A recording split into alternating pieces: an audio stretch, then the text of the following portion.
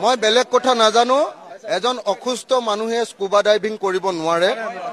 যি মানুহে স্কুবা ডাইভিংলৈ জুবিন দাক নিছিলে তেওঁ অসমৰ মানুহৰ আগত আহি কবহি লাগিব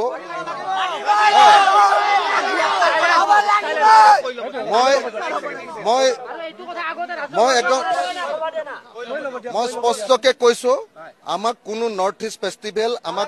আমাক সিংগাপুৰত পাতিব নালাগে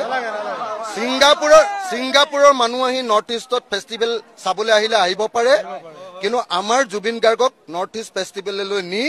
এনেকে আমাৰ পৰা বিদায় দিয়াটো আমি মানি ল'ব নোৱাৰো এই ঘটনাৰ CBI তদন্ত লাগিব মই জানো যে জুবিন গাৰ্গ 3 মাহৰ মূৰে মূৰে 4 মাহৰ মূৰে মূৰে হস্পিটেলাইজ হয় তেনেকুৱা এজন বেমাৰী মানুহ সাগৰলৈও যাব নোৱাৰে আৰু সাগৰলৈ যোৱাটো বাদেই দিয়ক